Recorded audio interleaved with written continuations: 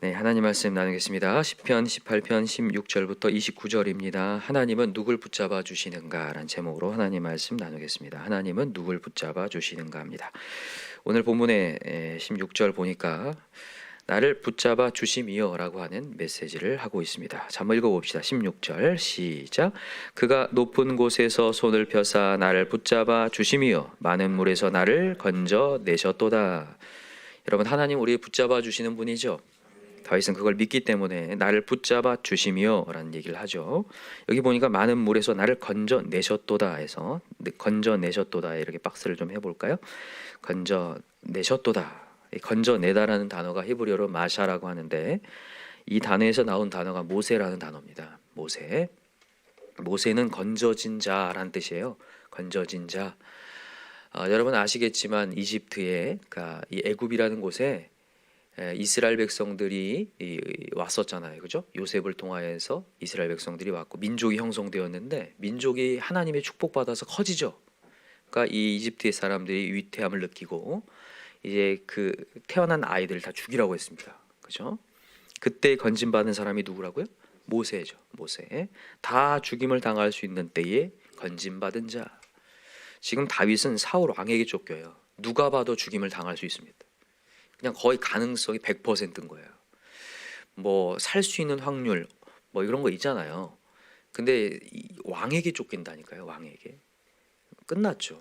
그것도 이 주변 사람들이 얼마나 제보를 많이 하겠습니까? 왕에게 좋은 모습 보이려고. 군대가 3천을 데리고 쫓아다니는데 당연 죽죠. 그런 가운데 하나님은 건지실 수 있는 분이라는 거예요. 여러분과 저에게 우리의 이성적으로 생각했을 때 이거는 그냥 100%다. 난 끝났다라고 생각할 수 있는데 그 100%를 뒤집을 수 있는 분이 하나님이에요. 우리 하나님은 무에서 유를 창조해요. 그러니까 0에서 100을 만들 수 있는 분이에요. 믿으시나요? 오늘 이 새벽에 그게 회복돼야 돼요. 0에서 100을 만들 수 있는 분이다. 내 이성으로는 전혀 회생 불가능한데 솟아날 구멍이 이만큼도 없는데 하나님은 그 구멍을 만드실 수 있는 분. 그 하나님 고백하는 거예요. 붙잡아 주시며 많은 물에서 나를 건져 내셨도다. 나를 강한 원수와 미워하는 자에게서 건지셨으며 그들은 나보다 힘이 세기 때문이다. 그들은 힘이 세고 나를 완전히 압박해 나를 짓눌러 버리실 수 있지만 그러나 거기서 건지실 수 있는 분은 하나님이시다. 그래서 여러분과 저는 오늘도 그 하나님 붙잡아야 돼요. 근데 중요한 게 있습니다. 오늘 말씀의 중에 하나님 누굴 붙잡아 주시는가요? 누굴 붙잡아 주냐면 하나님 의지하는 자 붙잡아 주죠. 아까 전에 우리 선생님 큐티가 다 돼 있는데 뭐 말씀 다 전해 주셨는데 우리가 제일 해야 될 게 뭐냐면 자리 이탈하지 않는 거예요. 하나님 의지하는 거. 다윗이 한 게 딱 한 가지입니다. 하나님 의지하는 건데 얼만큼 의지하냐? 완전히 의지해야 돼요. 오늘 본문에는 완전이란 단어를 계속 써요. 완전이란 단어. 한번 좀 읽어봅시다. 자, 18절부터 읽어봅시다. 그냥 시작. 그들이 나의 재앙의 날에 내게 이르렀으나 여호와께서 나의 의지가 되셨도다.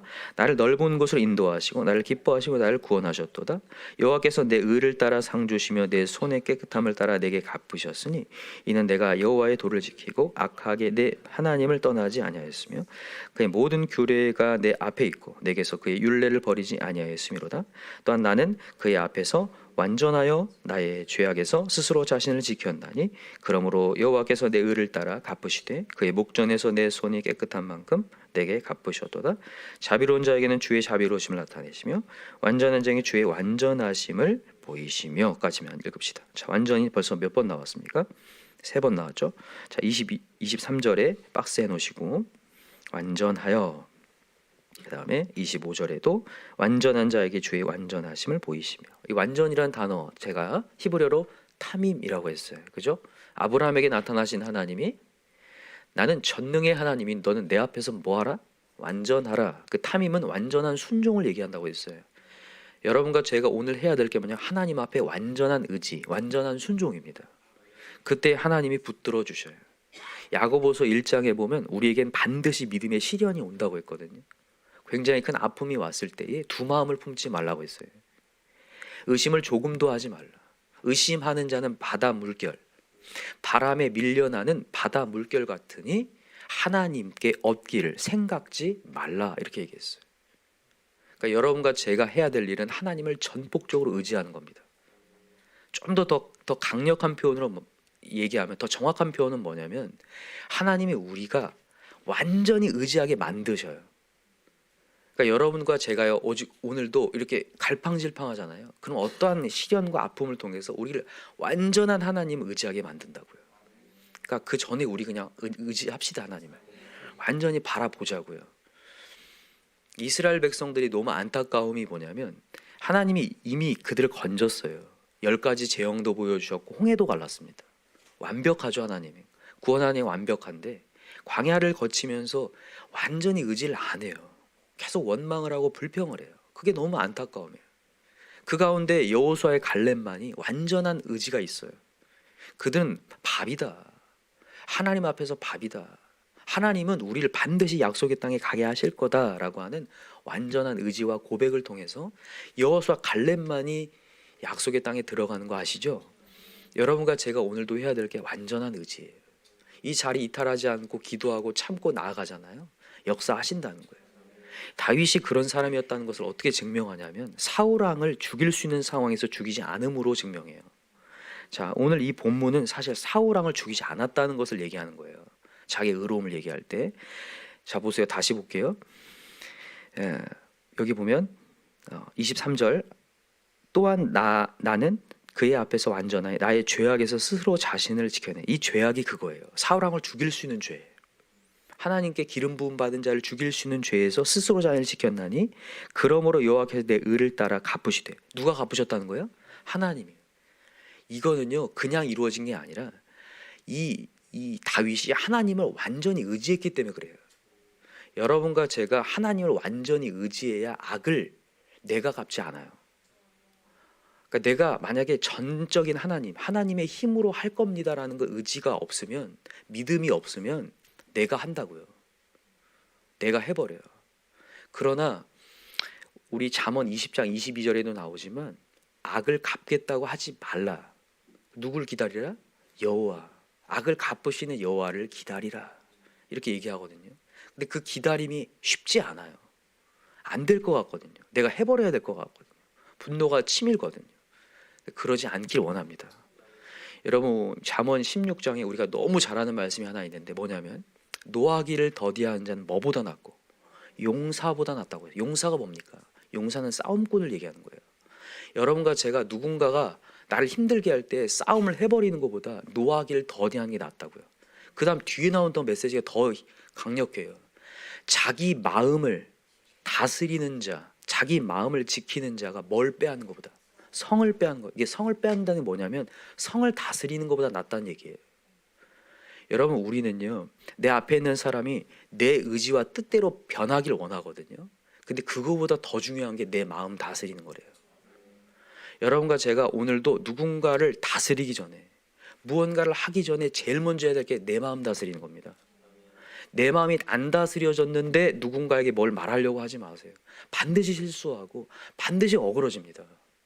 이거는 누구나 상관없어요. 자녀든 누구든 마찬가지입니다.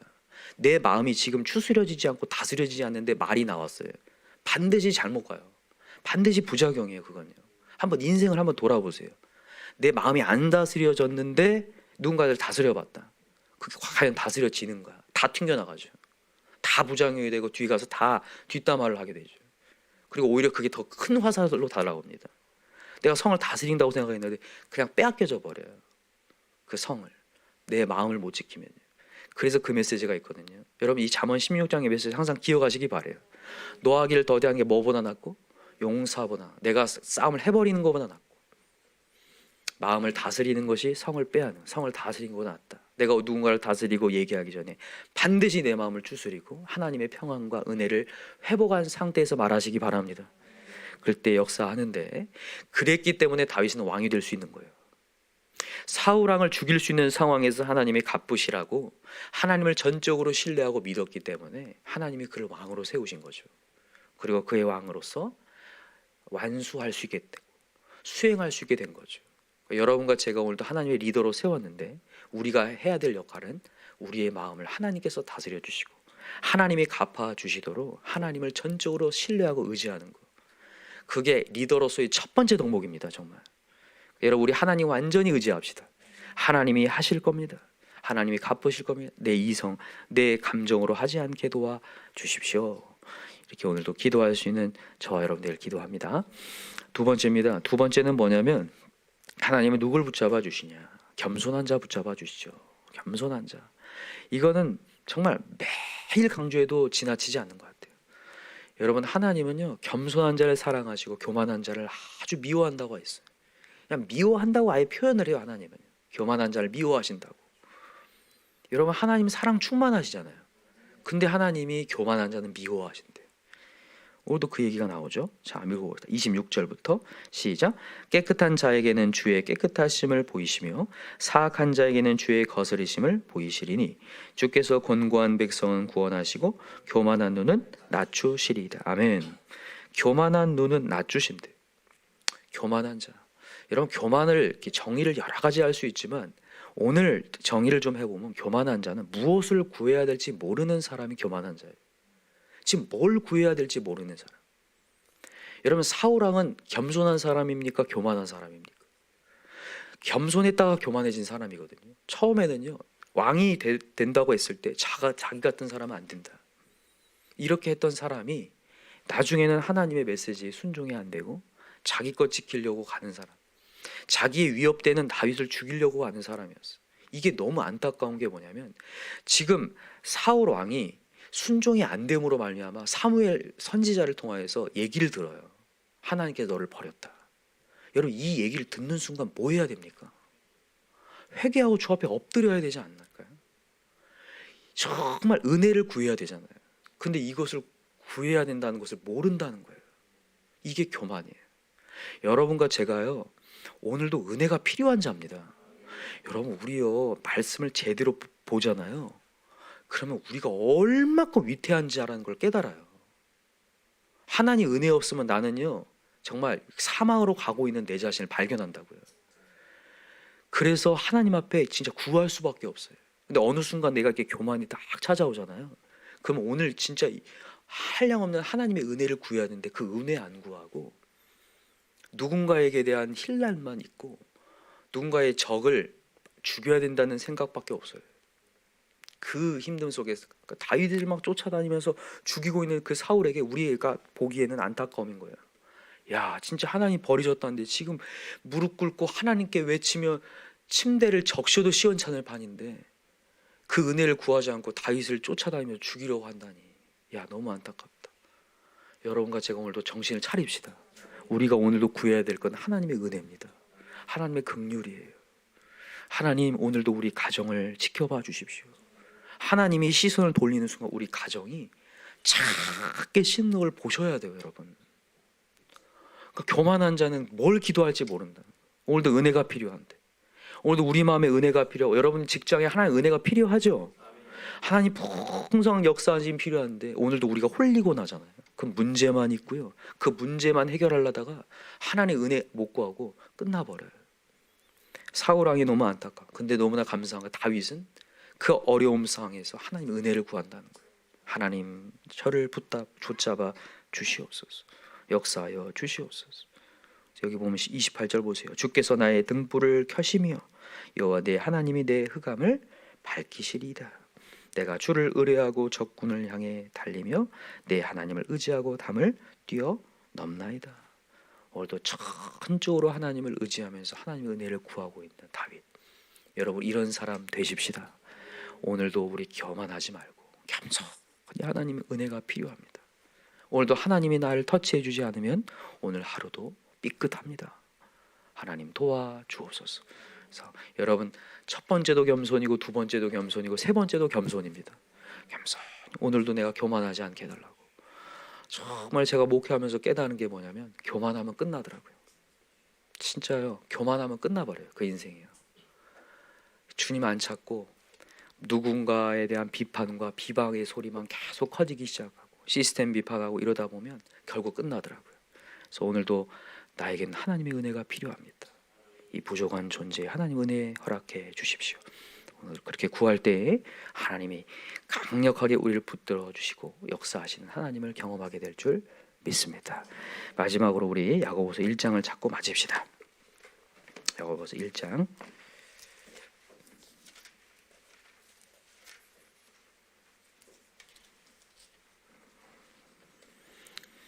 아까 전에도 봤던 건데, 자 1장